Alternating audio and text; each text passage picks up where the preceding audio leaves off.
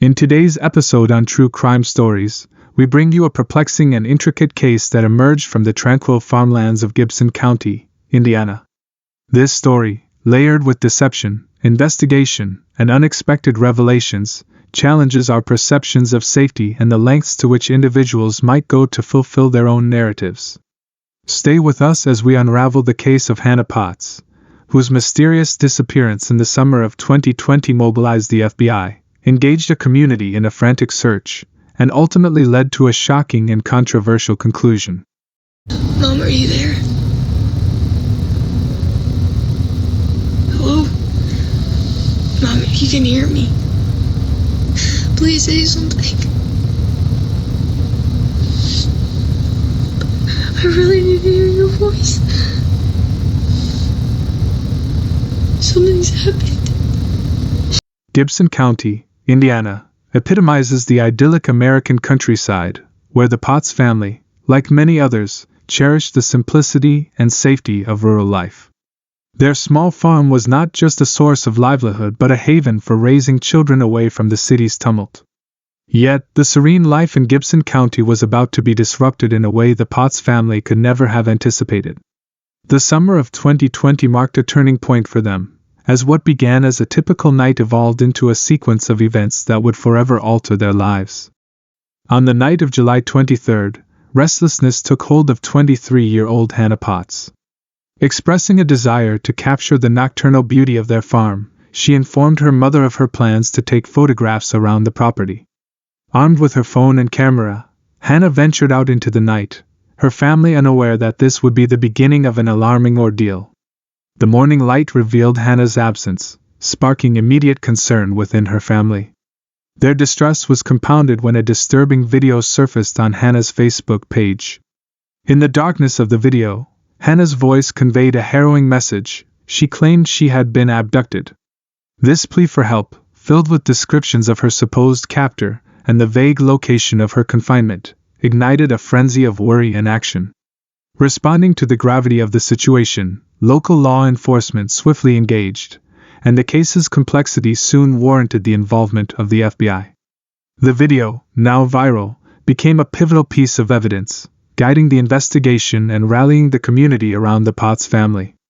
As the search intensified, volunteers and law enforcement distributed thousands of flyers, each bearing Hannah's image and the last known details of her whereabouts.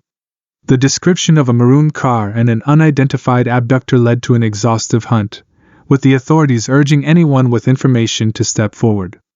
Hannah's twin sister, Lauren, amplified the call for assistance through social media, her plea resonating with a community united in a single goal: to bring Hannah home safely. The urgency of the situation was palpable, as every passing moment could be critical in cases of abduction. The investigative team, while mobilizing public support, pursued every available lead. They delved into Hannah's life, seeking connections or conflicts that might shed light on her sudden disappearance. The stakes were high, and the clock was ticking, with the entire community holding its breath for any sign of Hannah. The disappearance of Hannah Potts quickly transcended the confines of Gibson County, capturing the attention of national media outlets and social media platforms. Local authorities, in collaboration with the FBI, spearheaded a meticulous investigation, piecing together the events leading up to Hannah's disappearance. The community rallied, with volunteers joining law enforcement in canvassing the area, distributing flyers, and providing any information that might lead to Hannah's whereabouts. The description of a maroon car, as mentioned in Hannah's video, became a significant lead, guiding the focus of the search efforts. The investigation was marked by a sense of urgency, with law enforcement officials emphasizing the critical nature of time in abduction cases. Every resource available to the FBI and local police was employed, from forensic analysis to digital tracking, in an effort to trace Hannah's movements on the night of her disappearance. Despite the extensive efforts, the investigation faced challenges. The absence of concrete leads and the elusive nature of the alleged abductor's description complicated the search. Authorities remained steadfast, however, in their commitment to uncovering the truth behind Hannah's disappearance, urging the public to remain vigilant and report any potential sightings or relevant information. A pivotal moment came when investigators turned their attention to Hannah's personal connections, delving into her relationships and recent activities. This scrutiny led them to Maria Hopper, a 34-year-old woman residing approximately a mile from the Potts family home. Maria was known to have been in close contact with Hannah prior to her disappearance, making her a person of interest in the ongoing investigation. When approached by law enforcement, Maria initially claimed to have last seen Hannah days before the alleged abduction, seemingly providing little insight into the case. However, inconsistencies in her statements, coupled with emerging digital evidence, cast doubt on her account. The investigators' persistence paid off when a critical piece of information surfaced, linking Maria directly to Hannah on the night of her disappearance. Armed with this new evidence, authorities conducted a more thorough examination of Maria's home. Despite her reluctance, Maria granted the officers permission to search the premises. The house appeared unremarkable at first glance, but a closer inspection of the basement revealed anomalies that piqued the officers' interest.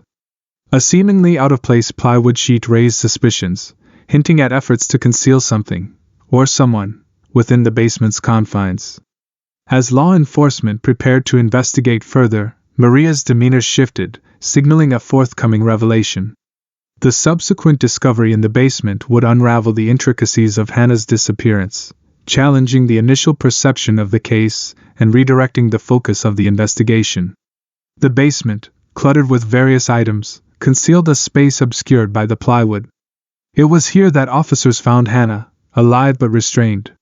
The sight of Hannah, coupled with the circumstances of her discovery, prompted a cascade of questions and demanded a reevaluation of the case's narrative. Hannah's presence in Maria's basement, under such peculiar conditions, necessitated a thorough interrogation of all parties involved. The unraveling story pointed towards a meticulously planned event, far removed from the spontaneous act of abduction initially suspected. The implications of this discovery extended beyond the immediate concern for Hannah's well-being, casting a shadow of doubt over the authenticity of her abduction claim. The investigation had reached a critical juncture, with the truth beginning to emerge from the depths of deception. The discovery of Hannah Potts in the basement of Maria Hopper's home, under circumstances that contradicted the initial kidnapping narrative, marked a turning point in the investigation. The subsequent interrogations of Hannah, Maria, and Maria's boyfriend, Joshua Thomas, unveiled a plot that was as elaborate as it was shocking. Hannah, once considered a victim, now emerged as the architect of her own disappearance. She confessed to orchestrating the entire scenario, enlisting Maria and Joshua to assist in staging what would appear to be a harrowing abduction. The motive, as Hannah revealed, was to gain authentic experience and inspiration for a book she was purportedly writing. This revelation not only stunned the investigators but also sent ripples of disbelief and anger throughout the community that had rallied to her aid. The messages exchanged between Hannah and her accomplices, unearthed by the investigators, painted a vivid picture of the planning that went into the hoax. These communications, which read more like a script for a suspense novel, detailed every aspect of the fake abduction, from the misleading Facebook video to the deliberate destruction of Hannah's cell phone to prevent tracking. The basement, where Hannah was found, contained more than just the physical evidence of the staged crime. It held a journal maintained by Hannah throughout her time in hiding. The entries in this journal provided insight into her mindset and the lengths to which she was willing to go to fabricate a convincing story. It was evident that Hannah had not only premeditated the entire episode but had also anticipated the viral nature of her distress video. The unraveling of the truth brought forth a complex array of emotions among the Potts family and the wider community. The sense of betrayal was palpable, particularly among those who had invested time, resources, and emotional energy into the search for Hannah. The revelation also sparked a broader discussion on the ethical implications of such hoaxes, highlighting the strain they place on law enforcement resources and the potential risks they pose to innocent individuals. The legal ramifications for Hannah, Maria, and Joshua were immediate. Charges of false reporting and aiding in the fabrication of a crime were levied against them, setting the stage for a judicial process that would further dissect their actions and intentions. The case, which had captivated the public's imagination, now transitioned from a narrative of victimhood to one of deception and accountability. Charged with false reporting, a misdemeanor that underscored the seriousness of misusing law enforcement resources, Hannah faced the possibility of significant penalties. Her accomplices, Maria Hopper and Joshua Thomas, were also held accountable, facing charges of perjury and complicity in the hoax. The case raised critical questions about the consequences of such hoaxes. The Potts family, particularly Hannah's siblings, publicly disavowed her actions, expressing their own sense of betrayal and embarrassment. In September 2020, Hannah Potts pleaded guilty to the charge of making a false report, accepting the consequences of her actions. The court's decision to sentence her to probation and community service was met with mixed reactions, with some arguing for harsher penalties to deter similar hoaxes in the future. Maria Hopper and Joshua Thomas also faced the legal repercussions of their involvement, receiving probationary sentences that underscored their role in perpetuating Hannah's deception. The legal outcomes of the case served as a closing chapter to a saga that had captivated and then disillusioned many. This concludes our in-depth exploration of the Hannah Potts case on True Crime Stories. Join us next time as we continue to unravel the complexities of human nature through the lens of true crime, reminding us of the ever-present need for vigilance, empathy, and justice in our society.